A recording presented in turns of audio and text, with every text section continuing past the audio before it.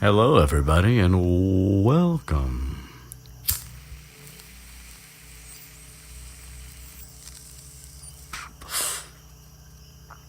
So, even though the hurricane was like a week ago now or something, and we've had power back for 4 or 5 days, for some reason, a little storm came through today, and we were without power in at least my section of town for like 6 fucking hours today. So we're back, and I'm happy about that. I don't know how much you can hear the background noise. Normally, it's just the insects and the frogs and whatever else. But currently, somebody out across the other side of the valley here still has their fucking generator on, and that's what that sound is. I can't make it go away, really. I have things closed as much as they can be closed, and that's just where we're at. So anyway, we are back, and this is Harry Potter Abridged. This is episode number 10. We've done 10 of these bad boys, and that, well, I don't know. When I did the first one or two, I definitely wasn't sure that we'd get this far. But I'm excited that we are, and I'm still having fun. I think you guys are still having fun, so let's keep having fun together. Shout out to the Squwad for the recent release of The Forsaken. Very,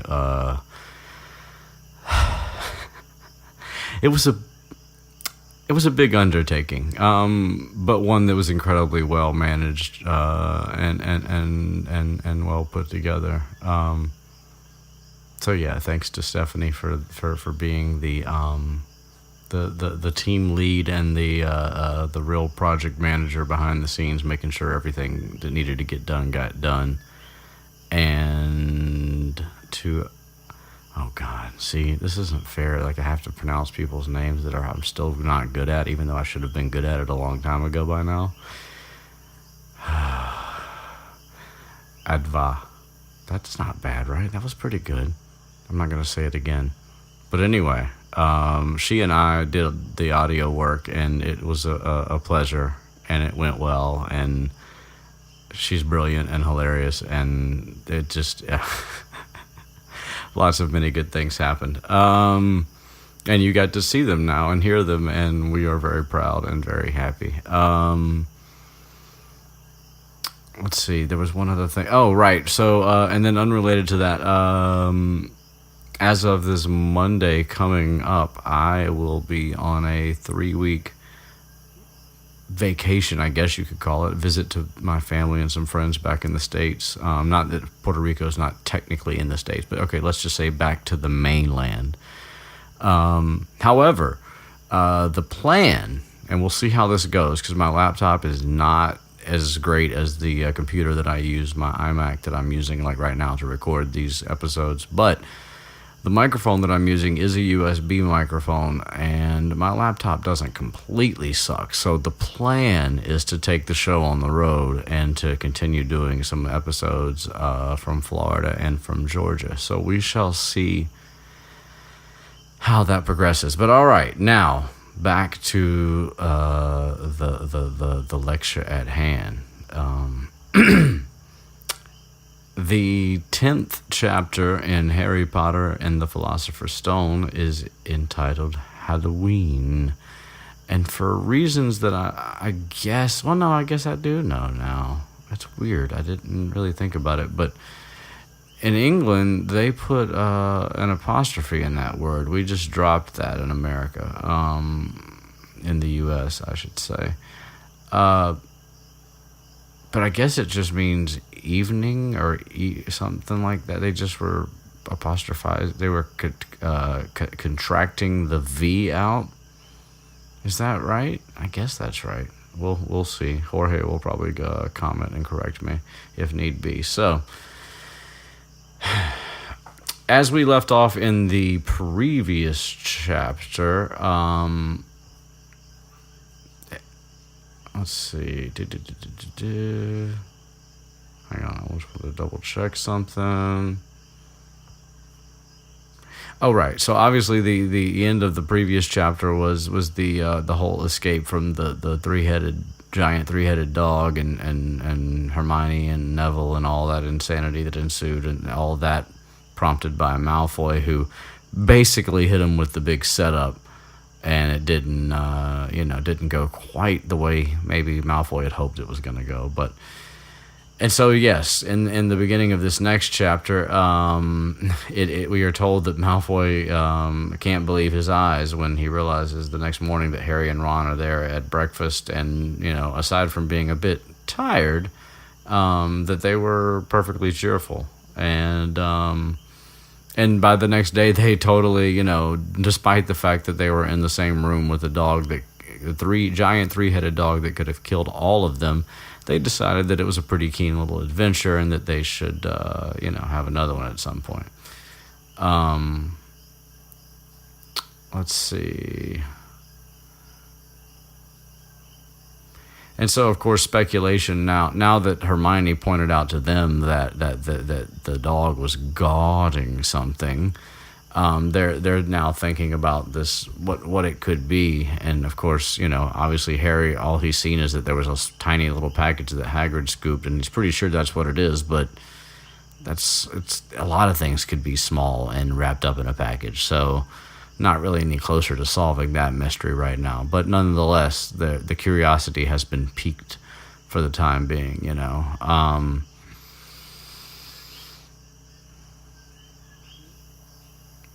And of course, neither Neville nor Hermione have absolutely any interest whatsoever in that mystery, so it's just Harry and Ron left to discuss that. And Hermione has pretty much flat out refused to speak to Harry and Ron, who, at this point in the story, are perfectly okay with that. They're not actually friends with Hermione yet, and so she's basically an annoyance to them at this point, regardless of the fact that she was still quite helpful and essentially saved them the previous evening. But whatever, again, we remember that these are 11-year-olds we're talking about here, not adults. But of course, the one thing that Harry and Ron are also thinking about, aside from this package, is that they really want to find a way to get back at Malfoy for setting him up in the first place, because not only did they almost get in a lot of trouble with Filch and therefore the school, they also almost got killed in the midst of the whole shenanigans. So yeah, they're not exactly happy about that. However, they don't have to wait very long, because the post arrives the next morning. And, all the owls flood in, and then, all of a sudden everybody notices this one package that's, big and long and thin and, okay, maybe not, so just long and thin, carried by 6 large screech owls. And, everybody's looking, Harry included, what is this? And then they come over and drop that package in front of him, which knocks his bacon to the floor. And, I mean, I'd like to get, a cool package at school too, but man, you knocked my bacon to the floor, dude. There's a lot of that kind of humor in this story, though, and especially regarding the post owls and breakfast or dinner or just meals in general. Anyway. And then another owl swoops in right after those drop that package off with a letter that drops on top of that. Unfortunately, Harry reads the letter first, which tells him not to open the parcel at the table, which, okay. I guess it's, I'm putting on my Hal Mullen cap for a minute and state the obvious, but this didn't have to be delivered during breakfast. It could have, been done, since it could have been taken to the Gryffindor common room. Harry could have been approached in between classes. There's a myriad number of ways that this could have happened, but instead we get the dramatic entrance of a mysterious long package and a letter telling him not to open it. It's, But anyway, the note also tells him what it is. And it is, in fact, a brand new broom, a Nimbus 2000, no less, which is top of the line. Top of the line in the they call them racing brooms, but at least that's one of the things I see in the story a lot, racing brooms. But really, why don't they just call them Quidditch brooms? Like, that's what everybody does with these things. I don't know. Anyway, and we find out that Harry has been instructed to meet Oliver Wood on the Quidditch pitch that evening for his first training session, and this letter is signed by Professor McGonagall. And we're never explicitly told. I mean, we assume that the school or Dumbledore, I guess, paid for the first for Harry's first broom. Harry doesn't actually have to buy a broom, even though he's got enough gold to actually do that. He doesn't actually buy a broom during the story, I don't think. During all 7 books, I don't think Harry ever has to buy a broom. Anyway.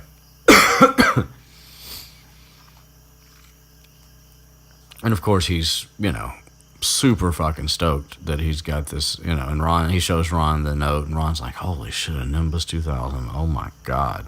He's like, I've never even touched one. So of course they leave early, to try and get up there and check it out before they go to their first class of the day. But halfway across the entrance hall, they run into Crabbe and Goyle and Malfoy. And Malfoy grabs the package from Harry, which, by the way, like, if I've got my first nice broom, I don't care if you are Draco Malfoy, you're gonna have a hard time just snatching that shit out of my hands. But whatever, that's just, I'm just saying. Anyway, he grabs it and he's like, oh, it's a broomstick. And he throws it back to him and he's like, oh, you're in for it this time, buddy. Like, this shit, you rule breaker.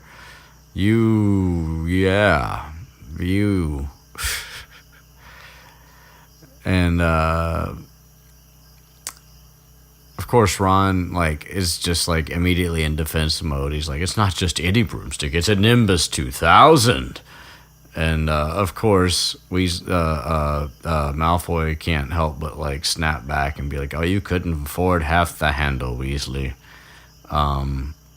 Because, again, Malfoy, the ultimate prick. It's an unfortunate scenario, but it is what it is. And then, and they're kind of going back and forth, sniping at each other, and then Flitwick shows up, and and of course Malfoy immediately uses this opportunity to try and tell on Harry. He's like, "Oh, Potter's got a broomstick, Professor," and of course Flitwick just bursts his bubble because he's like, "Yes, that's right. Professor McGonagall told me all about the special circumstances, Potter." And he even asks him what model it is. It's almost like you can kind of tell that Flitwick's just kind of fucking with Malfoy too. Maybe he's not, but because Flitwick seems fairly innocent most of the time. And he's like, oh yeah, it's a Nimbus 2000, and and he's like, and it's really down to Malfoy here that I got this thing in the first place, which is pretty great. I mean, that's one of the things I love about Harry. Growing up in such a shitty situation as he did, it's not shocking that he's really good with comebacks and little snide remarks and shit. So. And I kind of appreciate that because I felt like there was a period in my own little childhood when I, was good with a comeback because I felt like I was getting picked on too much or whatever. But, woe is me and shit. Anyway. And of course, this is just, about the best way they could have possibly ever gotten Malfoy back for his bullshit. Not that they had to go to the trophy room, but, whatever. That's, again, they're 11.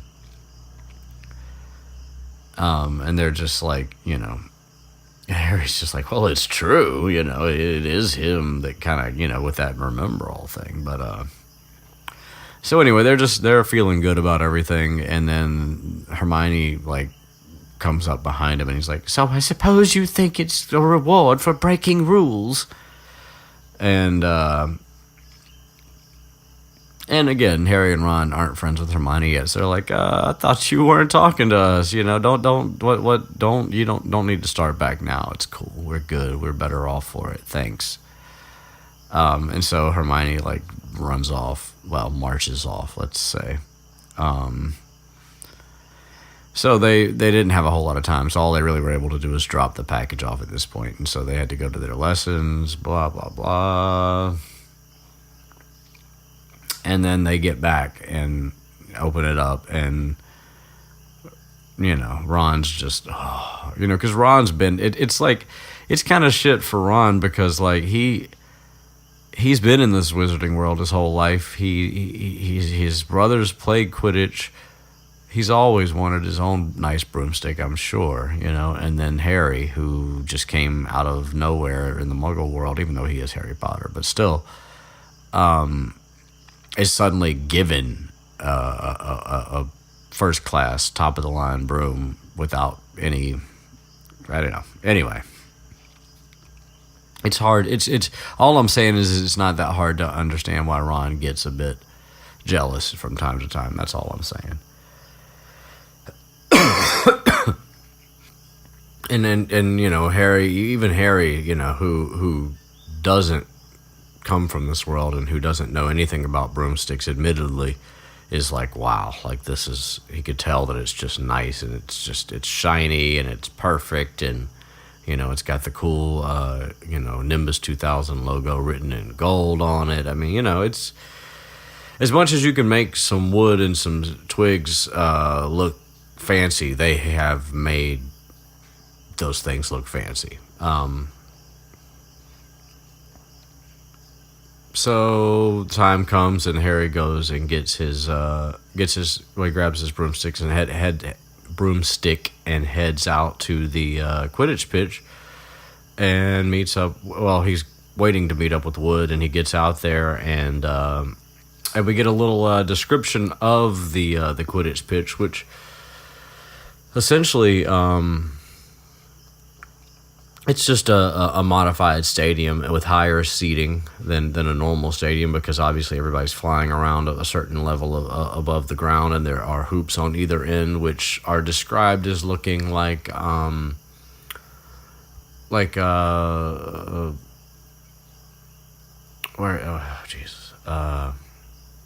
it says they reminded Harry of the little plastic sticks that you blow bubbles through, that Muggle children blow bubbles through.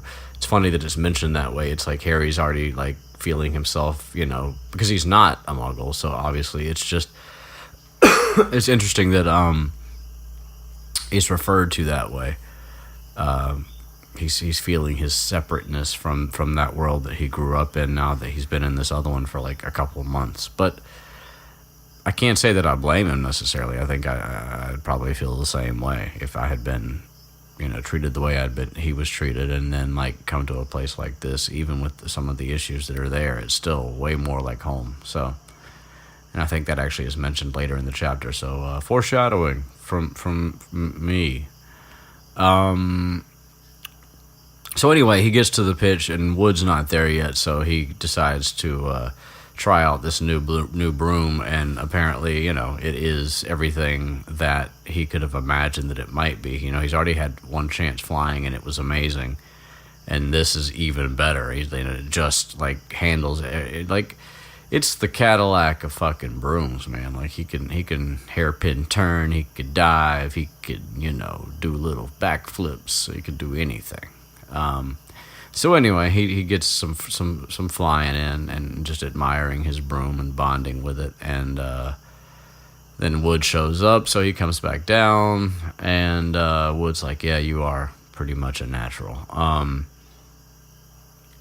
So for the first time, we get like the full description of the rules, now that we've gotten the game mentioned like numerous times and given like partial descriptions. Other times we get our first full description of what the Quidditch game is all about, and I have to say, for an invented game, it is pretty great.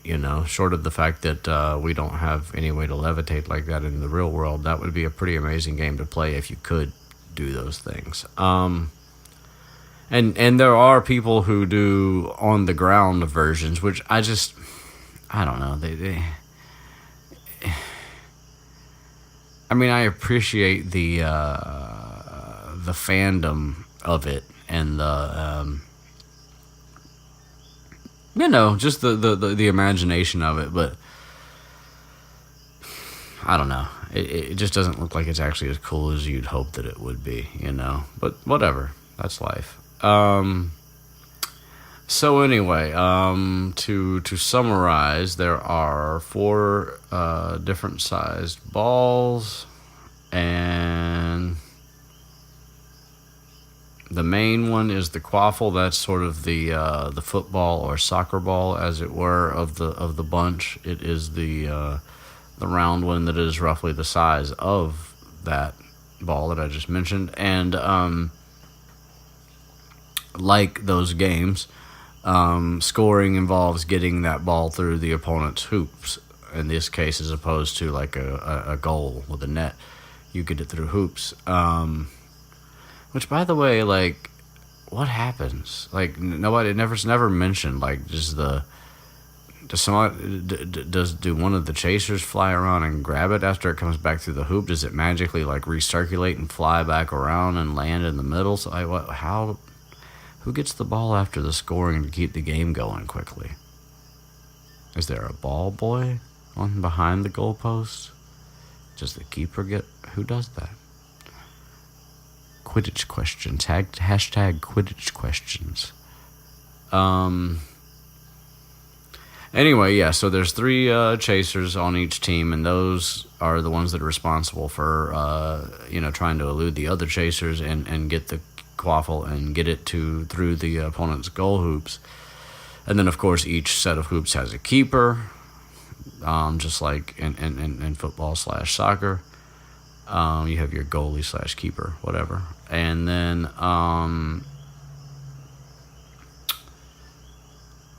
Harry makes a reference to basketball. Wood doesn't know what basketball is, so that joke just flies, and we keep moving.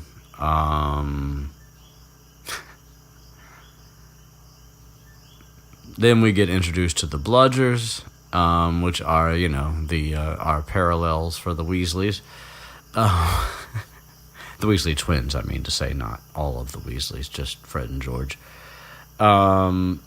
Anyway, so and Harry notices that they seem to be these balls seem to be trying to escape their bonds in the box that they're in, and they're jet black and they're slightly smaller than the quaffle. And so Wood asks Harry to get back, and he releases one of them, and it flies up into the air, and then it comes straight at Harry. Oh, and before that, he hands Harry a bat that's mentioned to be like a rounder's bat, which I don't know exactly what that is, but I kind of have a rough idea based on what the Quidditch bat looks like. Anyway, and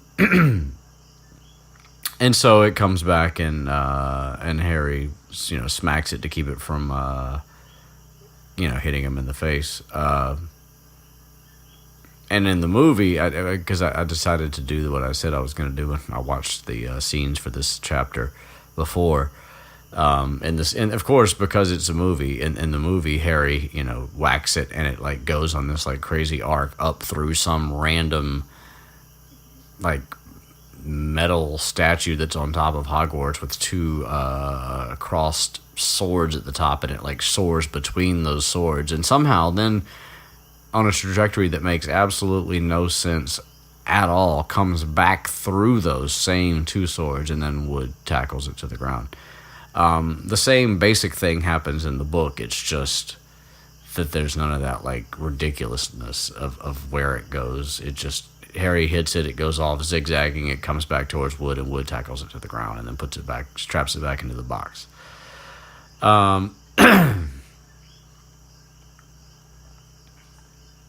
And so it's explained that the job of these is, in fact, as you might guess, to try and knock players off their brooms. And so you have 2 beaters on each team to keep the Bludgers away, and that's who, that's what Fred and George are, the beaters for the Gryffindor team. And so Oh, yeah, and Wood actually does make the full analogy of saying that they are, in fact, like a pair of human bludgers themselves. Because, I mean, let's face it. Not that they go around, knocking into people, but, that it's metaphors. And so we get to the last ball, and the one that actually concerns Harry the most, because he will be the keeper for Gryffindor. And this last ball, which is considerably smaller, is the golden snitch. And in the movie, like the wings come out and they kind of see it and fly around a little bit. But here, Wood just shows it to Harry and tells him how it works. But then he puts it away. He's like, it's getting late in the evening. It's getting dark. Like this thing, we lose it. Like you can't. It's hard to spot once it starts flying around on its own. So, and we get the explanation again, which I think I may have covered at some point earlier, that that a Quidditch match only ends when the snitch is caught, and it earns that team 150 points, which means that usually that team wins. Not always, obviously, depending on how the rest of the match is going. But anyway, so that is the description of Quidditch, and so now we know how the game works. And so the rest of the time, this is just going to be like some practice for them. So Wood grabs some golf balls and just tosses them everywhere, and Harry catches them all because, as we've already been tuned in, Harry is the optimal seeker. So he's after a life spent not fitting in, he now has something that he's like effortlessly amazing at, So whatever, that's cool. And we get more of that like optimism from Wood, like, we're gonna get the Quidditch Cup this year, man. It's in the fucking bag, He's like, you're better than Charlie Weasley, you are. And like, okay, granted, Harry's not the most big-headed person ever, but let's, easy, Wood. Anyway,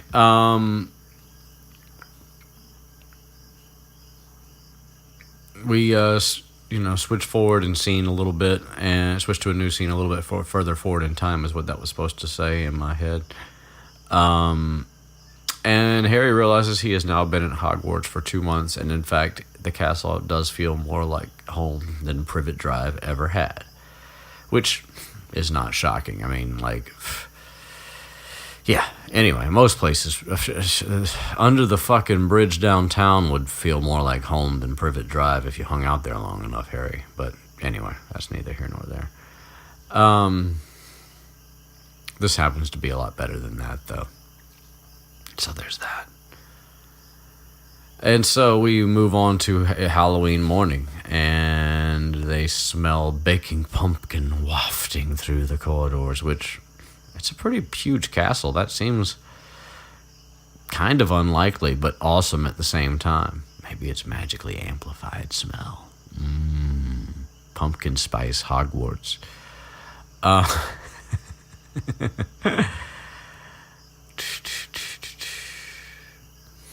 And so on that day in Charms, Professor Flitwick tells them that it's time for them to make objects fly finally, and they're all excited. And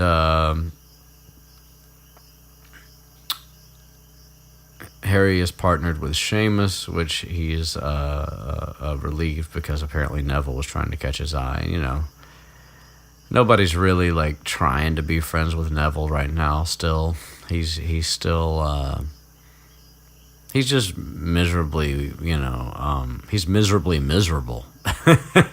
Is maybe the best way to put it. But anyway.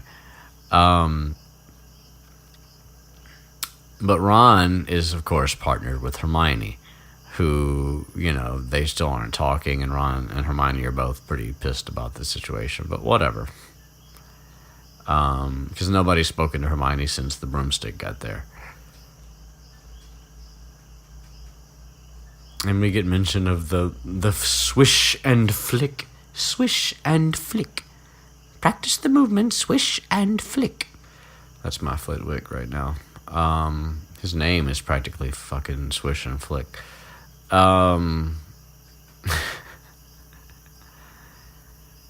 And we get the charm, which is Wingaaaarium Levioooosaaa, which is the make shit float / fly charm. And of course, starting off, nobody can do it. And, one thing that, like, sometimes when I would watch the movies, I'd be like, man, why are they making Seamus so silly? But no, he really is this character. Like, it says it right here. He gets impatient and he prods the wand and he sets it on fire. And pretty much that's what happens, except it's a little bit more of an explosive thing. But, I mean, for the movie's sake, I don't blame them doing the explosion. Anyway, but, yeah, nobody else is having any better luck. And then we get the famous. Well, I say the famous because it's. I realized again. I'm just making movie comparisons today just for fun, but this is about the book. You know that. You know that. In the movie, she's like it's the Levioooosaaa or Levioooosaaa, not Levioooosaaa. In the book, it's.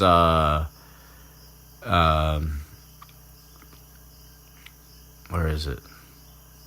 It's Wingaaaarium Levioooosaaa. Make the ga nice and long. And of course Ron's like, fine, you do it. Which of course, when you say that to Hermione, you may as well just be prepared for her to do it, right? Like, I guess Ron doesn't know that yet. He will. He absolutely will. So she says it perfectly, and her feather starts to fucking float because, that's Hermione. And of course Flitwick, makes sure everybody notices that Miss Granger, he has done it. So Ron's temper is even worse, and like he's just bitching on the way out of class. Like, it's no wonder no one can stand her. She's a nightmare, honestly. And then somebody bumps into Harry and runs past him, and then he realizes it's Hermione, and it looks like she's crying, and he's like, I think she heard you, dude. And Ron's like, so? In the, and I'm going to make a comparison again. In the movie, it's ever so slightly different in that A, she bangs into Ron, B, Ron says, like, some more, like, it's, she must have realized she has no friends. But when Harry's like, I think she heard you, Ron looks like sheepish, like, oh shit, I didn't really want her to hear me here. He's like, whatever. Oh, and then that's when he says, she must have noticed she's got no friends. Which makes Ron a bit more savage, but like also more hilarious in my opinion. But then we realize that Hermione doesn't turn up for the next class, and we find out that Parvati Patil overheard that Lavender heard that Hermione was crying in the girls' toilet. Which, by the way, there's another little tiny England/US thing. We call the toilet the actual thing you sit on, the toilet. You call, at least in some cases, in addition to water closet and loo, you call the bathroom a toilet. We don't do that. We call it a bathroom or a restroom. Anyway, but I'm reading the English book, so it does say toilet. And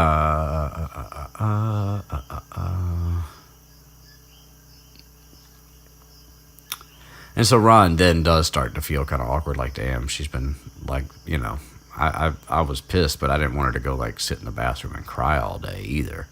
But, Ron hasn't really, in fact, it takes Ron a while to get a grasp on, like, how the things that he says affect other people. But he does eventually. He's a slow learner, like Sansa. He's a slow learner. Also kissed by fire. There's a comparison that you didn't know that was coming. That's right. Ronald Weasley Hidden Stark. Confirmed. Anyway, so they're worried, but then they wander into the great... Well, not wander, but they head into the Great Hall for dinner. And the decorations for Halloween, the Halloween feast, pretty much take everything else off their minds for a little bit. And there's live bats, 1,000, it says. And 1,000 more swooped over the tables in low black clouds. Wow, there's 2,000 bats in the hall. That can't be good. I mean, I'm sure it's cool looking, but I'm just thinking about bat droppings and feasts. Anyway, whatever. Maybe they're magically not real bats. Who knows? And so they start digging in, and they're getting into their feast, and then no sooner than that do they get into their feast than Professor Quirrell comes sprinting into the hall, his turban askew and terror on his face. And we get the infamous troll in the dungeons! Troll in the dungeons! I thought you ought to know. That was him fainting. And he only says it once in the book, actually. But it was kind of a nice dramatic touch to have him scream it twice in the movie and then fall over. And so, of course, there is complete and total chaos and mayhem. Because everybody's like, holy shit, troll in the dungeon, nah! But then Dumbledore brings silence and... this book is obviously also coincides with the first movie, and in the first movie, Dumbledore is played by Richard Harris, R.I.P. And man, in this particular moment, you really get the full, real fucking Dumbledore on screen, getting everybody's attention and taking charge of the situation. So. Anyway, that's what he does here, and he orders the prefects to take the students the houses back to their dormitories. And of course, Percy is, full on ready for that, Follow me, stick together, first years. No need to fear the troll if you follow my orders. Oh. Which, by the way, where's the head boy and girl for each house? Did they not exist yet in the first book? Just the prefects? No, because they're mentioned. Hagrid says that James and Lily were head boy and girl in their year. Whatever. We needed a way to get Percy back into the story, right?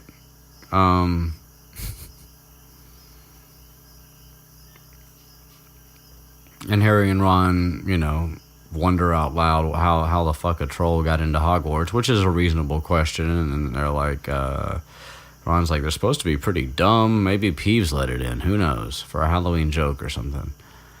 So anyway, they're following along with Percy and all the other Gryffindors, and all of a sudden, Harry's like, Ron, mate, Hermione's in the bathroom, bro. We gotta go get her.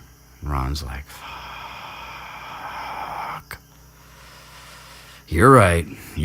Fuck, you're right. Let's go. So they, of course, duck out of line and follow some other students, then duck off into another hall because they're already practically expert, hall wanderers. So, and they somehow know which bathroom it is that she's in. Well, I think it's mentioned which one earlier.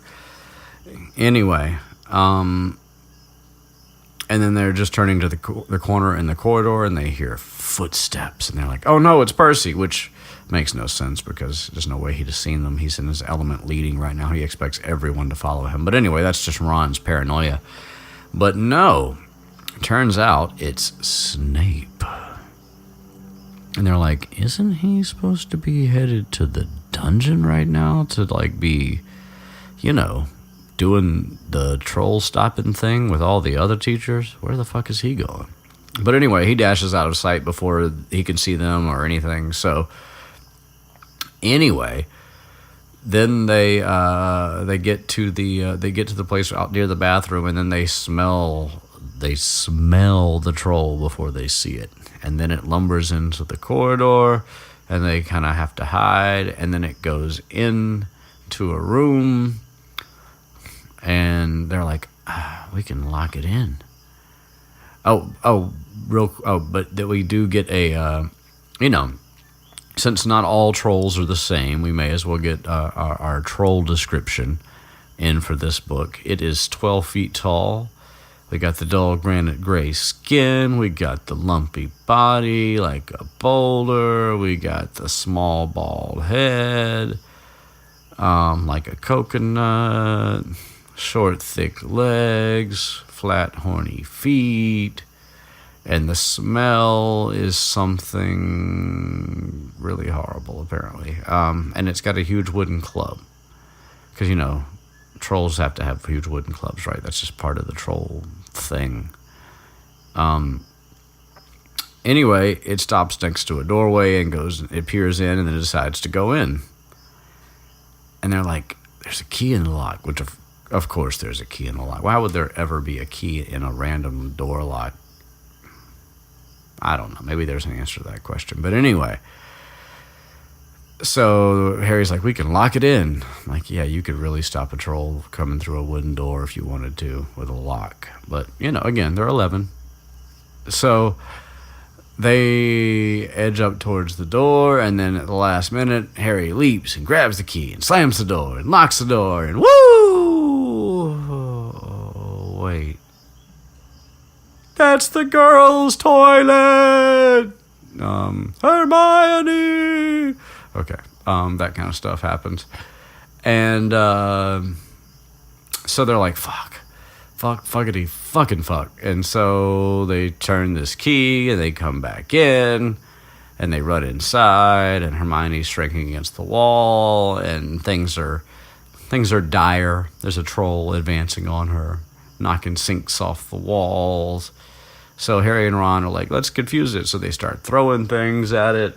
And that does, like, the noise, like, at least, gets its attention. And it looks around, and then it comes at Harry. And then Ron does something and throws a pipe at it, how there was a loose pipe. But, no, it's knocking things around. It's breaking shit. All right, fine. I'm just, like, picking shit apart today. Too over the top, Brandon. Too much, buddy. Too much. Back off.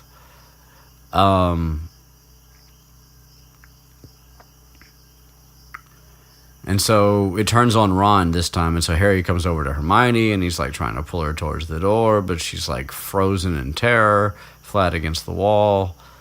And it's, all the shouts and screaming and everything, it's echoing, the troll's kind of going nutso, and it's now really getting close to Ron, and so Harry does something fairly stupid and brave, and he runs and manages to grab, and this was interesting. Actually, being that the troll is 12 feet tall, let me think about that for a minute. It almost makes more sense what happened in the movie in this case, because in the movie, almost.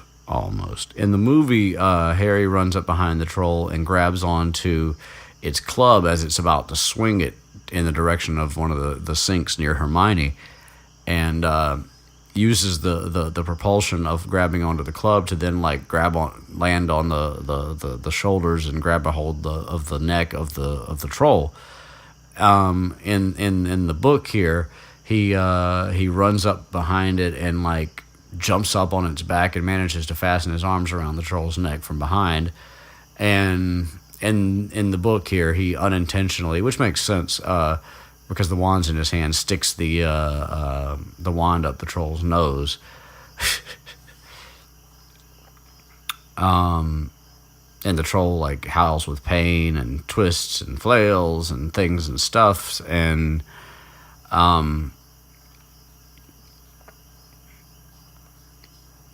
anyway, And so this is kind of nice because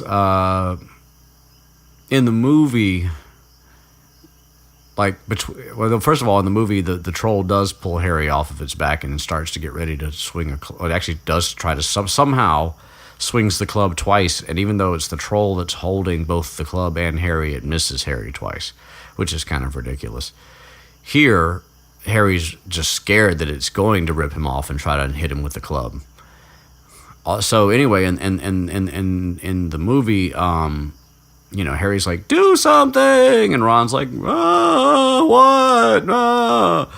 And Harry's like, I don't know anything. And then Ron's like, oh, I have this wand in my pocket. And he pulls out the wand. And then Hermione's like, swish and flick, you can do it. And then he does it. Here it's different. Here, Harry's in trouble, Hermione's in trouble, and Ron's the only one who's not in immediate danger. And he actually does the first thing. And okay, so this is another thing that's interesting in the book. In the chapters that Harry is present in the room, 99% of the time, the narration is in that third person limited, which means it's just Harry. But here, for just a second, it shifts to the omniscient, and the camera flips around over Ron's shoulder because it says Ron pulled out his own wand, not knowing what he was going to do, and heard himself cry the first spell that came to his head, Wingaaaarium Levioooosaaa. So here we get a little baby peek into Ron's brain for half a second, and then after that it's like the camera then sort of storytelling wise flies back to Harry. But anyway, so yeah, the point being is that Ron actually shows his true Gryffindor colors here, because instead of completely panicking and being helpless, he's like, oh shit, both of my friends are in trouble. Well, Hermione's not technically his friend just yet, but both of my classmates and one of my best mate is in trouble, and he pulls out the wand and does the thing, and the club of the troll, it flies out of its hand and rises high into the air, and then it drops, and it lands with a sickening crack onto the troll's head, and the troll sways, and then it falls on its face with a thud that made the whole room tremble. And so Hermione's like, is it dead? And Harry's like, I don't think so, probably just knocked out. And he gets his wand back and has to wipe the nastiness off of it. And then as they're sort of just kind of coming to themselves, they hear running and slamming and look up, and the teachers are there. And of course they are, because fuck, man, all the stuff that they were just doing and the troll was just doing, had to have probably echoed throughout most of the castle. So anyway, and then McGonagall and Snape and Quirrell show up. Let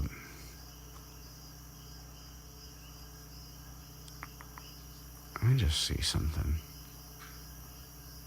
I guess not. In the movie, they slip in a little preview. Maybe this happens later in the books. You know what? I'm gonna leave it. Unless I happen to notice it here in a minute. Anyway, because I think it happens in a different part of the book, and we'll just wait till we get to that part of the book. Anyway, and we get mention of Snape giving Harry a swift, piercing look, and it's mentioned specifically that Harry looks at the floor. And it's interesting because we learn later, much, much, much later, that Snape is very accomplished at this wizarding mind-reading type of technique called, legilimency. There we go. Or legilimency. No. Legilimens is the fucking incantation. Legilimency. I'm pretty sure that's the right emphasis and stuff.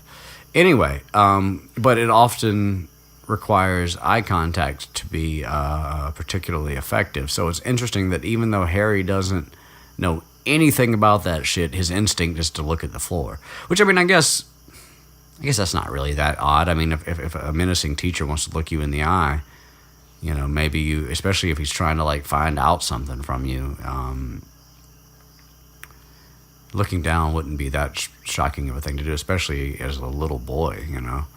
I mean, don't get me wrong, like, there are plenty of times, even in that first potions class, and much later on, too, where Harry will fucking stare Snape down.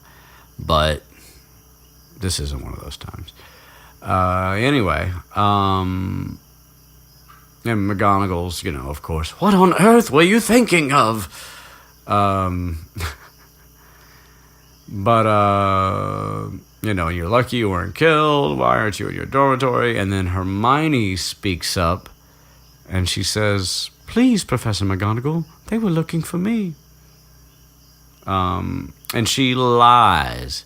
And this is like, Harry and Ron are both just like, jaws dropping, you know, like, and Hermione's like, yeah, I went looking for the troll. I thought I could deal with it on my own, you know, because I'm like, you know, I'm fucking Hermione Granger, and so, you know, I thought I could handle it. I've read all about them. Duh, that's all you got to do, right? Just read about them. Not that I'm against Hermione's message, you know. I mean, the message of Hermione is that you can actually accomplish a lot by reading. So, hey, nothing wrong with that.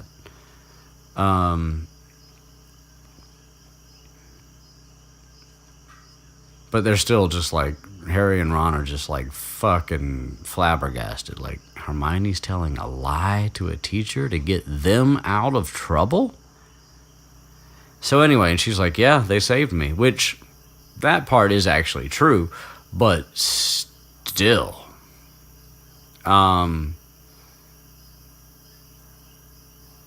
And, you know, so yeah, everything else that she says is true. That it was about to finish me off when they arrived. All that stuff is true. Anyway, and so Hermione gets her first point deduction for Gryffindor, which is a pretty rare occasion in all books. And she's sent on her way after 5 points are taken from Gryffindor. And then McGonagall turns around and after Hermione leaves, and she awards Harry and Ron 5 points each for a net 5 total, which, you know, after all that insanity, any point increase has got to be a good thing. But of course, you know,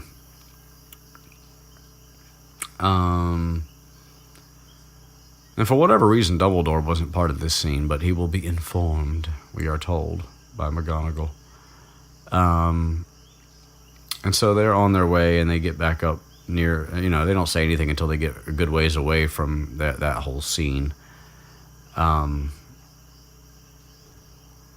he's like, mind you, we did save her. And of course, Harry points out, you know, she might not have needed saving if we hadn't locked that thing in with her, but I don't think that the door was really going to be the deciding factor. I think it's the fact that the troll came into a room and there was a little girl in there. That's what happened. Like, the door being locked wasn't the main thing. If anything, if the door being locked had been a factor, it would have made the troll go back towards the door to try and get out because it realized it was locked in or something. So yeah, I don't really think that's, you know, I mean, you know, it's just one of those things. Anyway, so they come back into the common room, and of course it's packed and noisy because all the students that were in the feast are now in their common room, all the Gryffindors, that is. And but Hermione is not with the group. She is standing by the door, and she has been waiting for them. And there's an embarrassed pause, and then they all look at they don't look at each other, but they all say thanks at the same time, and then they go and get food.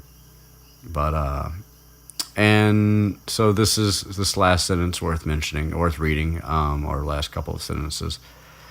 But from that moment on, Hermione Granger became their friend. There are some things you can't share without ending up liking each other, and knocking out a 12-foot mountain troll is one of them. Sweet and cute, don't you agree? And so that concludes episode numero 10, number 10. and we are onward and upward. I don't really, as long as you guys keep listening, I'm going to keep doing it because I love these books anyway, and I skipped my annual reread last year, so this is like even extra more fun for me, so let's do this thing. Yeah, as always, likey, comedy, say some things, stuff and things and stuff. And we will see you very soon right back here. Same bad time, same bad channel. Peace.